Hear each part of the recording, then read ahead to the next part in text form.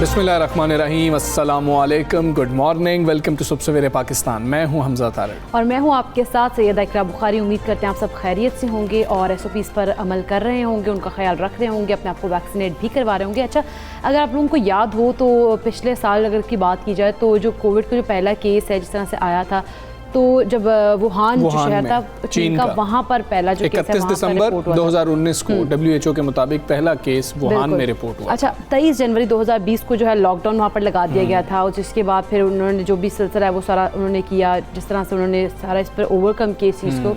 और जो 8 अप्रैल को कहा जा रहा है कि लॉकडाउन हटा दिया गया था, क्योंकि 17 अप्रैल को कोई डेथ जो है वो रिपोर्ट नहीं हुई थी, तो 8 अप्रैल 2020 को उन्होंने फिर वो जो है हटा दिया था। उसके बाद से जो सूरत हाल है वो बेहतर थी वहाँ पर। लेकिन अब कुछ मुख्तलिफ है। आपके साथ हम ये जो है सारा डेटा शेयर क्यों कर रहे हैं, हिस्ट्री आपको इसकी क्यों बता रहे हैं। वुहान में फिर से केसेस रिपोर्ट हुए हैं चीनी शहर में, और 8 केसेस कुछ रिपोर्ट्स के मुताबिक है, 7 केसेस कुछ रिपोर्ट्स के मुताबिक है, लेकिन केसेस रिपोर्ट हुए हैं, ये कंफर्म है और ये किया भी गया है वुहान की इंतज़ामिया की जानिब से, कंफर्म कर दिया गया है। और ये अब कहा गया है कि 1 करोड़ 10 लाख लोगों की रैंडम टेस्टिंग ही की जाएगी। मतलब कि इतनी आबादी है और सबके टेस्ट किए जाएंगे अब, और सबके टेस्ट करके चेक किया जाएगा कि कितने लोग कोरोना में मुब्तला हुए हैं। और ये भारतीय डेल्टा वेरिएंट के हवाले से ही वो लोग ज़्यादा खतरा जो उनको इसी वजह से महसूस हो रहा है, क्योंकि ओवरऑल अगर देखा जाए तो 84 केसेस जो हैं वो रिपोर्ट हुए तकरीबन चीन में। तो उन्होंने अब ये कहा है कि अब हम जो है इस तरह से रैंडम जो है जो करेंगे, टेस्ट करेंगे ताकि पता लग सके। और ये जुलाई में ही केसेस सामने आए, तकरीबन 1 साल बाद कोई केसेस वहाँ पर फिर से सामने आए हैं, और 9 दिनों के अंदर 65 लाख लोगों के टेस्ट वुहान में कर भी लिए गए हैं। अगर आप कैपेसिटी की बात करें तो देखें किस तरह से ये ममालिक संजीदा हैं। अगर हम चीन को देख रहे हैं कि वो इतना ज़्यादा सीरियस ले रहा है इस मामले को, और सिर्फ अगर 7 या 8 केसेस अगर सामने आए हैं तो इसको इतना संजीदा लिया जा रहा है। तो पाकिस्तान का आज आपको बताते हैं, और पिछले गुज़श्ता 24 घंटे के अंदर तकरीबन 90 केसेस चीन में सामने आए हैं, और वो इतने ज़्यादा संजीदा हैं। पाकिस्तान के आपके साथ डेटा शेयर करते हैं गुज़श्ता 24 घंटों का, तो 4722 केस पाकिस्तान में सामने आए हैं, और ये 8.22% जो है मुस्बत केसेस की शरह बनती है। और हमने टेस्ट कितने किए हैं? 57,398। और चीन एक दिन में कितने कर रहा है? अब टोटल उन्होंने 1 करोड़ 10 लाख तो सिर्फ वुहान के अंदर करने, और 65 लाख उन्होंने पिछले 9 दिनों में कर भी लिए हैं। आप ये हालात देखें, आप देखिए कि कितना वो लोग इस चीज़ को संजीदा ले रहे हैं। अच्छा, 1 साल के बाद ये चीज़ें वापस आई हैं दोबारा से, तो उन्होंने दोबारा उसी तरह संजीदा होकर काम किया। लेकिन हम देखिए कि 1 साल के दौरान जहाँ से लगे शुरू होता है और वहाँ पर एक टाइम में वो ख़त्म भी कर देते हैं, और 1 साल के बाद जो 1 साल का वक्फा है वहाँ पे नहीं होती उसकी सामने, उसके बावजूद इतना वो लोग संजीदा। और हम देखें तो हम लोगों ने 1 साल में कोई ऐसा दिन नहीं है कि हमारा यहाँ पे ऐसा हुआ हो कि कोई डेथ रिपोर्ट ना आई हो, कोई केस सामने ना आया हो।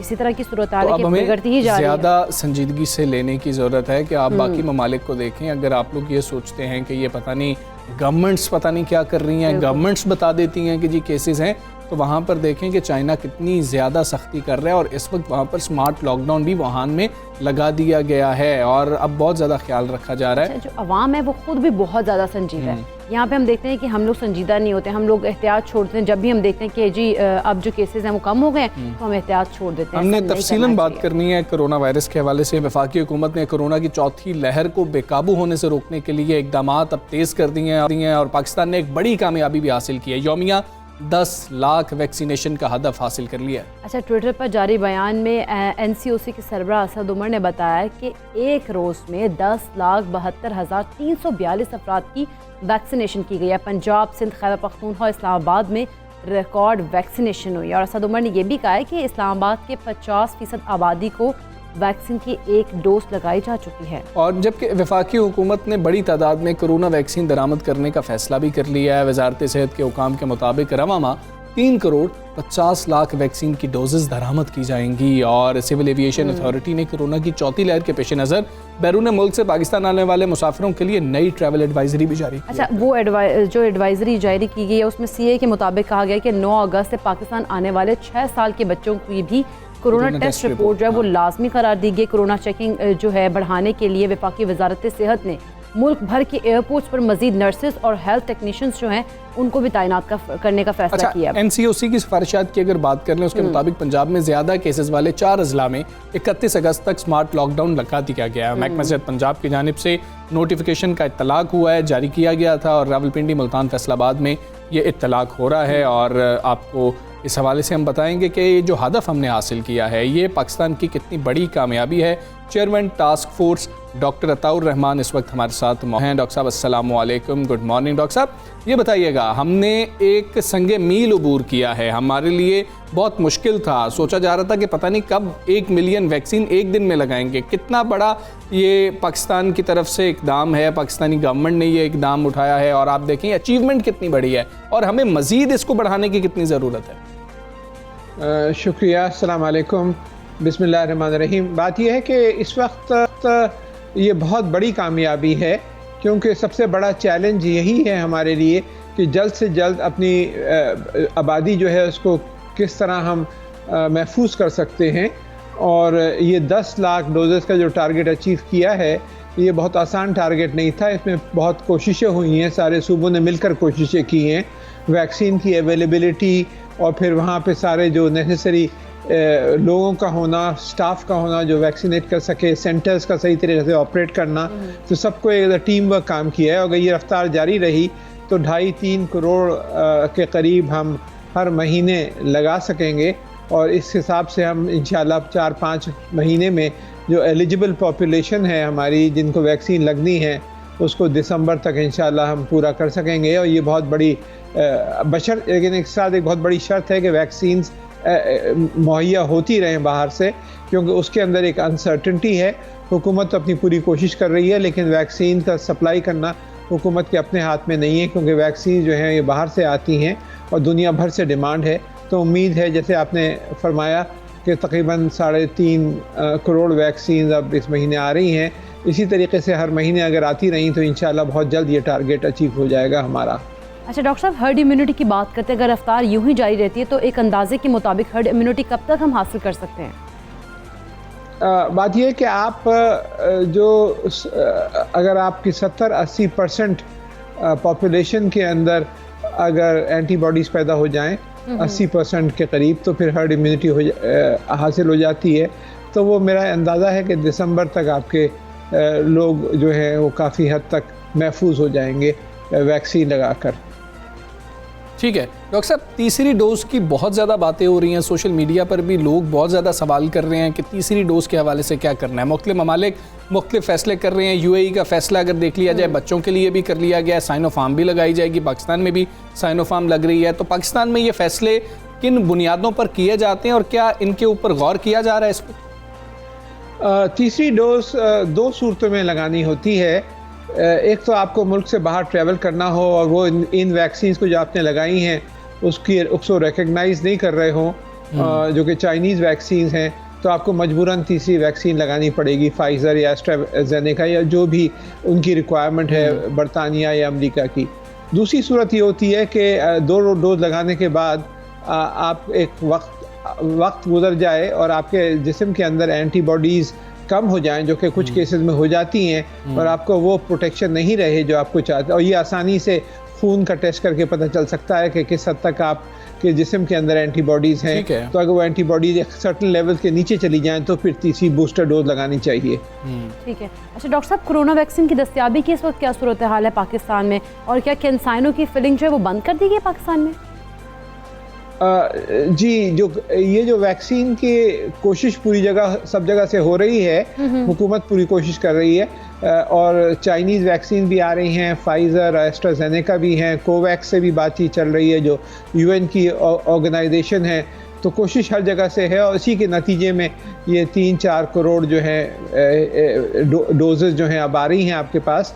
लेकिन ये कोई ज़रूरी नहीं है कि ये सप्लाई जारी रहे, क्योंकि एक अनसर्टेनिटी होती है, डिपेंड करता है किस कंपनी ने कितनी डोजेस किस मुल्क के साथ कमिट कर रखी हैं। कुछ ममालिक ने अपनी रिक्वायरमेंट से 300-400% ज़्यादा बुक करा के पेमेंट कर रखी है, और हिंदुस्तान जो दुनिया का सबसे बड़ा प्रोड्यूसर है इस वक्त कोविड वैक्सीन्स का, जो सीरम इंस्टीट्यूट ऑफ इंडिया है, उनको भी मसाइल हो रहे हैं क्योंकि उनकी वैक्सीन भी बैनुल-अक़वामी तौर पे बुक हुई हैं। तो ये एक अनसर्टेनिटी है कि किस हद तक मिलेगी, लेकिन हुकूमत की तरफ से तो पूरा जोर है कि जिस रफ्तार से लग रही हैं उससे ज़्यादा वैक्सीन आपके पास बराबर आती रहें।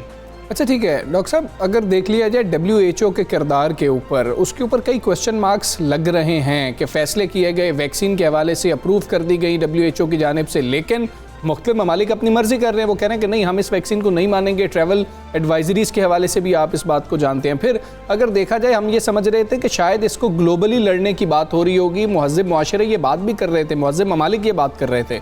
लेकिन कनाडा में अगर देख लिया जाए, एक रिपोर्ट के मुताबिक एक शख्स के लिए 9 वैक्सीन की डोजेज़ मौजूद हैं, लेकिन ऐसे ममालिक मौजूद हैं पाकिस्तान समेत जिसके लिए पूरी आबादी के लिए अभी तक वैक्सीन मौजूद नहीं है। जी बिल्कुल, आपने सही फरमाया, और यही बहुत बड़ा इस वक्त चैलेंज है, और इसमें WHO का कसूर नहीं है। WHO ने तो पूरी तरीके से वैक्सीन रिकगनाइज़ कर दी हैं। जो ममालिक हैं बहुत से, वो अपने फाइनेंशियल इंटरेस्ट को सामने रखते हुए वो इन चाइनीज़ वैक्सीन्स को बहुत से रिकगनाइज़ नहीं कर रहे। वो चाहते हैं कि एस्ट्राजेनेका या फाइज़र या मॉडर्ना या दूसरी जो वैक्सीन्स हैं वो ज़्यादा बिके। इसमें अमेरिका की भी इंटरेस्ट हैं, बरतानिया के भी इंटरेस्ट हैं, और WHO के अहकामात के ख़िलाफ़ वो एक्ट कर रहे हैं। WHO ने तो क्लियरली कह दिया है, लेकिन क्योंकि WHO का कोई सॉवरन होल्ड नहीं है, ये जो डिसीजन तो वही लेते हैं ममालिक, और उन्होंने ओवर बुकिंग करा ली है, जो कि बहुत अनएथिकल है। जैसे आपने सही फरमाया कि बहुत ही गलत काम किया है उन्होंने। तो दुनिया के बहुत से ममालिक जो हैं, इसकी वजह से उनको परेशानी हो रही है, ख़ास तौर पे एशिया और अफ्रीका के जो ममालिक हैं उनको वैक्सीन मुहैया नहीं हो रही, जबकि बरतानिया और कनाडा और दूसरे ममालिक ने 4-4, 5-5, 6-6 गुना ज़्यादा बुकिंग कर रखी है वैक्सीन्स की। ठीक है डॉक्टर साहब, एक और चीज़ हमने देखा, कल वज़ीर इत्तलात सिंध नासिर हुसैन शाह साहब कह रहे थे कि बड़ी तादाद में लोग वैक्सीन लगवाने के लिए आ रही हैं, इसलिए हमें वैक्सीन की शॉर्टेज का सामना भी करना पड़ रहा है। तो इस तरह की बातें सामने आ जाती हैं। पाकवैक, जिस तरह से इकरा आपसे सवाल कर रही थी, कैंसाइनो की उन्होंने बात की जो पाकिस्तान में तैयार हो रही है पाकवैक के नाम से, क्या ये जारी है? तैयारी इस वक्त पाकिस्तान में हो रही है, और बड़ी तादाद में जिस तरह से कहा जा रहा था पाकिस्तान बनाता रहेगा, ये जो है कोई अंदर रुकावट तो नहीं है इसमें? बात यह है कि पाकिस्तानी वैक्सीन नहीं है, ये गलत तस्वुर दिया गया है। चीनी वैक्सीन है, सिर्फ जी हाँ, और ये आपको उसको बल्क में मंगा रहे हैं, इसको कॉन्सेंट्रेटेड मंगा कर और उसकी फिलिंग यहाँ कर रहे हैं, खाली बॉटल्स में डाइल्यूशन यहाँ कर रहे हैं। तो ये जो इंप्रेशन दिया गया है कि पाकिस्तान ने वैक्सीन बना ली, ये सही नहीं है। और ये जो वैक्सीन है, इसकी बाकायदा NIH जो है, इसकी प्रोडक्शन जारी है इसकी, और ये चाइना से आती जा रही है और यहाँ पे फिर डिस्ट्रीब्यूट होती जा रही है। इसमें कोई मसला नहीं है। मसला ओवरऑल सप्लाई है, क्योंकि ओवरऑल सप्लाई ही कम हो रही है जितनी हमें चाहिए, तो उसकी वजह से मसाइल होते रहते हैं, और ये अप एंड डाउन होता रहेगा। किसी महीने में आपको वैक्सीन ज़रूरत से ज़्यादा मिलेंगी, किसी महीने में ज़रूरत से कम मिलेंगी। तो ये जो है सूरत जारी रहेगी, क्योंकि ये हमारे हाथ में नहीं है, ये उन कंपनीज़ के हाथ में जो गैर ममालिक में। ठीक है, तो फिलहाल ये सोच लिया जाए कि फ़िलहाल वो अप एंड डाउन में डाउन चल रहा है। नहीं, मैं ये नहीं कह सकता कि डाउन चल रहा है, क्योंकि अभी 3.5 करोड़ वैक्सीन आ रही हैं और आप 10 लाख लगा रहे हैं, तो हो सकता है सिंध में शॉर्टेज कुछ हो गई हो, लेकिन जनरली ओवरऑल डाउन नहीं है। मेरे ख्याल से तो सप्लाई इस वक्त तो कम से कम ठीक जा रही है। बिल्कुल ठीक है। डॉक्टर अताउर रहमान साहब, बहुत शुक्रिया आपका सर। अब सवेरे पाकिस्तान से आप बात कर रहे थे, और मुख्तलिफ पहलू हैं वैक्सीनेशन के। देखें, गवर्नमेंट इतनी कोशिश कर रही है। अभी हम जो डिस्कशन भी कर रहे थे कि जो ममालिक हैं जिनके पास ज़्यादा पैसा है, जिनका ज़्यादा होल्ड है, जिनकी लॉबी स्ट्रॉन्ग है, जो पहले पे कर सकते थे, जिन्होंने रिज़र्व करवा लिया, उन्होंने बड़ी तादाद में वैक्सीन जो है वो अपने शहरियों के लिए रिज़र्व करवा के रख लिया, और इसलिए जो तरक्की पजीर ममालिक हैं उनको मुश्किलात का सामना करना पड़ रहा है। तो तरक्की पजीर ममालिक जितने भी हैं उनकी हुकूमतें बहुत कोशिश कर रही हैं। तो जब हुकूमत कोशिश कर रही है तो हम बतौर शहरी अपनी जिम्मेदारी तो जो है वो पूरी करेंगे। हम लगवाएं तो सही वो वैक्सीन, वो इतनी मुश्किल से लेके आ रहे हैं, और हम वैक्सीन लगवाने को बड़ी तादाद में लोग तैयार नहीं है। खुदारा खुद को वैक्सीनेट करवाएं ताकि हम पाकिस्तान को महफूज बना सकें। बिल्कुल ऐसी। अच्छा, हम आगे बढ़ते हैं, बात करते हैं वज़ीर आज़म इमरान खान की, जिन्होंने 2018 में इलेक्शन जीतने के बाद कौम से अपने पहले खिताब में वज़ीर आज़म हाउस को आला तरीन यूनिवर्सिटी बनाने के अज़्म का इजहार किया था, मगर आज 3 साल गुजरने के बाद भी इस मामले में कोई संजीदा पेशरफ्त नज़र नहीं आ रही है। अच्छा, मतलब कि पहले तो यही क्वेश्चंस हो रहे थे जिस वक्त ये ऐलान किया गया था कि ये मतलब ऐलान करना भी चाहिए था कि नहीं करना चाहिए था। अब आवाम भी कंफ्यूज हैं कि वज़ीर आज़म हाउस में आखिर अब बनने क्या जा रहा है। अब नई खबर ये सामने आ रही है कि वज़ीर आज़म हाउस को यूनिवर्सिटी के बजाय आमदन का ज़रिया बनाने का फ़ैसला कर लिया गया और वफाकी काबीना वज़ीर आज़म हाउस को कमर्शियल इस्तेमाल के लिए खोलने की मंजूरी देगी, लेकिन कल गुज़श्ता रोज़ यानी कि अभी कहा यह जा रहा है कि मंजूरी नहीं दी गई है, इसको मौखर किया बिल्कुल ऐसे ही है। जिसके बाद वज़ीर आज़म हाउस में मकामी बैनुल-अक़वामी उन्होंने कहा था कि फूड और सकाफती फ़ैशन नुमाइश और दीगर तकरीबात हो सकेंगी, और ज़राए ये कह रहे हैं कि वज़ीर आज़म हाउस में फ़ैशन नुमाइश और दीगर तकरीबात हुआ करेंगी। और विंटेज कार्स का अगर बात करें तो उनका उनकी नुमाइश से भी आमदन जो है वो हासिल करने की एक तजवीज़ दे रहे हैं। अच्छा, आलमी और मकामी कॉरपोरेट तकरीबात के लिए भी पीएम हाउस जो है वो ऑफ़र करने का मंसूबा है, मतलब कि तजावीज़ अब बहुत सारी हैं। वज़ीर आज़म के मुआविन ख़ुसूसी शहबाज गिल साहब ने भी ये दावा किया कि वज़ीर आज़म हाउस में यूनिवर्सिटी भी बनेगी और उसके कुछ हिस्सों को आम पब्लिक के लिए खोलकर मुनाफा बख्श कारोबार का प्रपोजल भी आया है। और ट्वीट किया कि इमरान खान कौम के एक एक पैसे की बचत करना चाहते हैं। जबकि इस्लामाबाद की अगर बात करें तो वज़ीर आज़म की सरबराही में वफाकी काबीना का इजलास हुआ और वफाकी काबीना ने वज़ीर आज़म हाउस को कमर्शियल सरगर्मियों के इस्तेमाल करने से मुतालिक मंजूरी का मामला जो है फ़िलहाल मौखर कर दिया। तुमने हमजा पहले भी बताया, लेकिन अब इस हवाले से हम हुकूमती मौक़िफ़ भी जान लेते हैं। आखिर उधर से हम लोग जानते हैं कि उनका क्या मौक़िफ़ है। PTI के सीनियर रहनुमा सदाकत अब्बासी साहब हमारे साथ मौजूद है। अस्सलाम वालेकुम अब्बासी साहब, वज़ीर आज़म हाउस को बातें क्योंकि की जा रही है मुआशी फ़ायदे के लिए भी इस्तेमाल किया जाएगा, तो किस तरह से इस्तेमाल किया जाएगा और इसे यूनिवर्सिटी क्यों नहीं बनाया जा रहा? बहुत सारे क्वेश्चन इस पर उठ रहे हैं। देखिए, ओरिजिनल प्लान यही था कि वज़ीर आज़म जितने ये बड़ी बड़ी बिल्डिंग्स हैं इनको हम तालीमी इदारे या रफ़ाई इदारे बनाएंगे। अगर आपको आपके नॉलेज के लिए मैं बताना चाहता हूँ कि हमारे दौर में 2019 में मरी में हमने कोहसार यूनिवर्सिटी का चार्टर करवाया, पंजाब गवर्नमेंट से, पंजाब असेंबली से मंजूर करवाया और वो कोहसार यूनिवर्सिटी बनाई। और आज मरी का जो पंजाब हाउस मरी है वो कोहसार यूनिवर्सिटी का टूरिज्म कॉम्प्लेक्स और टूरिज्म कैंपस बन चुका है। इसी तरह वज़ीर आज़म हाउस को भी किसी रफ़ाई इदारे या तालीमी इदारे में बनाने का इरादा था, लेकिन चूंकि वज़ीर आज़म हाउस ऐसे सिक्योरिटी जोन में है जहां शायद उस तरह बड़ी तादाद में स्टूडेंट्स और ट्रांसपोर्ट और वो शायद आना जाना और स्टाफ और वो शायद फीजिबल ना हो, इसलिए टिल दैट टाइम कि कोई इसका सिक्योरिटी का कोई प्लान बन सके, इसको सरकारी ख़जाने में की आमदनी के लिए इस्तेमाल किया जाए और बड़े इवेंट्स करवाए जाए प्राइवेट सेक्टर के और इस तरह के हाई प्रोफाइल, जिससे जो पैसा इकट्ठा किया जाए उस पैसे को आवाम की सेहत और तालीम पे लगाया जाए, पीने के साफ पानी पे लगाया जाए।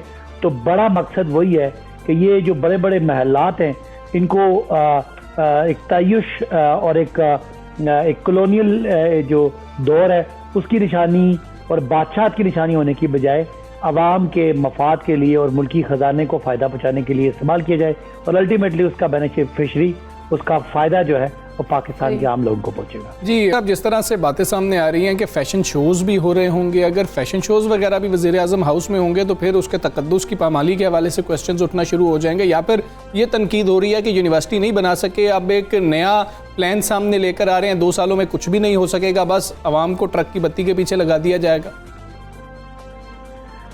देखिए, वज़ीर आज़म का जो ऑफिस है वो मैटर करता है। वज़ीर आज़म सेक्रेटेरिएट जहाँ वज़ीर आज़म बैठ के अपना काम करते हैं, जब उनकी छुट्टी का टाइम हो जाए तो फिर वज़ीर आज़म वैसे भी वज़ीर आज़म हाउस में नहीं रहते, वो अपने घर में रहते हैं। पुराना दौर था जब नवाज शरीफ साहब अपने घरों को भी जो है वो स्टेट गेस्ट हाउसेज और अपने घरों को भी वज़ीर आज़म हाउसेज डिक्लेयर करते थे और कैंप हाउसेज डिक्लेयर करते थे, जिससे अपने घरों के खर्चे और उनका एक छोटी छोटी चीज़ भी सरकार के ख़जाने से जमा करते थे। इमरान खान मुख्तलिफ है, ये अपने घर में रहते हैं और अपने खर्चे पे रहते हैं। और वज़ीर आज़म हाउस जो है वो अगर वज़ीर आज़म ऑफिस है तो हाउस की ज़रूरत नहीं है, लिहाजा वज़ीर आज़म हाउस जो है वो सिर्फ उनके रहने के लिए था। अब वो हम इस शान शौकत के कायल नहीं हैं। हम ये समझते हैं कि वज़ीर आज़म को बचत करनी चाहिए ताकि कौम जो गुर्बत में, जो महंगाई में पिसी हुई है, उसको एहसास हो कि उनका वज़ीर आज़म जो है वो उनके पैसों से, टैक्स के पैसों से कोई पुरतायुश ज़िंदगी नहीं गुजारता, बल्कि वो अपने घर में रहता है और उनका जो वो भी गरीब आवाम के किसी फ़ायदे के लिए। अब्बासी साहब, जिस तरह से प्राइम मिनिस्टर हाउस के हवाले से हम देखते हैं कि बहुत सारे फैसले आते हैं, तो क्या ऐवान सदर और दीगर सरकारी इमारत के हवाले से भी ऐसे फैसले ज़ेर गौर हैं? देखिए, ऐवान सदर या वज़ीर आज़म सेक्रेटेरिएट वज़ीर आज़म के दफातर हैं, जहाँ पे अमला है और उन्होंने काम करना है। जहाँ तक ये वज़ीर आज़म हाउस की बात थी, ये वज़ीर आज़म की रिहाइश गाह थी। और अगर वज़ीर आज़म अपनी रिहाइश गाह अपने लिए इस्तेमाल नहीं करना चाहते और वो पुरतायुश अपना एक ज़िंदगी का इमेज नहीं देना चाहते और सादा ज़िंदगी गुजारना चाहते हैं और कौम के पैसे बचाना चाहते हैं, और इस दौरान उस पर इतने अखराजात हों और वो वज़ीर आज़म हाउस जिसको जो कई एकड़ पे मुहित है उसको मेंटेन करने के लिए कई दर्जनों उसका स्टाफ है, तो बजाय ये वो उस पर खर्चा हो, अगर उससे आमदनी आ जाए तो बेहतर बात है। ये मेरे ख्याल है सदर ईवान सदर जो है वो ईवान है, वो सदर हाउस के साथ साथ सदर का सेक्रेटेरिएट भी है, उनका दफ्तर भी है। लिहाजा दफ्तर के मामले में ज़ाहिर है वज़ीर आज़म ने और सदर ने अपने डे टू डे अमूर चलाने, तो उस पर ये अप्लाई ना था और ना होना था। वो जिस तरह गवर्नर हाउस के बारे में बात थी, वो भी हाउस था, ऑफिस के बारे में ये बात नहीं थी, बिकॉज ऑफिस चलते हैं और ज़ाहिर है वज़ीर आज़म ने, सदर ने और गवर्नर ने अपना रोज़मर्रा का जो उनकी जिम्मेदारियां हैं देखिए वो अदा करनी है उनके लिए। अब्बासी साहब, अगर मतलब सेक्रेटेरिएट की भी बात कर ली जाए तो हाउसेस के बिल्कुल साथ ही सेक्रेटेरिएट है। गवर्नर हाउस लाहौर की भी बात कर ली जाए, उसके हवाले से जो दावे थे वो भी पूरे नहीं हो सके। अभी कुछ कन्फ्यूजन फिर भी मौजूद है। मुआविन खुसूसी जो है वज़ीर आज़म के शहबाज गिल साहब, वो ये कह रहे हैं कि वज़ीर आज़म हाउस में यूनिवर्सिटी तो बनेगी और उसके कुछ हिस्सों को आम पब्लिक के लिए खोलकर मुनाफा बख्श कारोबार का प्रपोजल भी आया है। ये क्या मतलब कि कुछ इतनी ज़्यादा कन्फ्यूजन है, समझ नहीं आ रही कि उधर क्या करें। कोई नारा लगा दिया था, ऐलान कर दिया था, अब कुछ करना ही पड़ेगा। देखिए, एक ब्रॉड पिक्चर ये है कि वज़ीर आज़म हाउस एक किसी बड़े शान और शौकत का और एक बहुत बड़े बादशाह का और एक बहुत बड़ी इक़्तिदार का और बहुत बड़ा एक रोब का एक चीज़ थी। उसकी बजाय वो आवाम के फ़ायदे के लिए इस्तेमाल होगा। तो जितना अरसा वहाँ सिक्योरिटी पॉइंट ऑफ व्यू से यूनिवर्सिटी का कोई प्लान नहीं बनता, उतने अरसे के लिए उसको ऑल्टरनेट जो एवेन्यूज़ हैं उनके लिए इस्तेमाल किया जा रहा है। और जब ये ऑप्शन बन जाएगा, यूनिवर्सिटी का कोई उसका रास्ते का मसला हल हो जाएगा, तो फिर वो यूनिवर्सिटी भी बन जाएगी। मरी में एक बहुत बड़ा वज़ीर आज़म का रिहाइश गाह थी नवाज शरीफ साहब की, जिसको गवर्नमेंट हाउस कहते थे।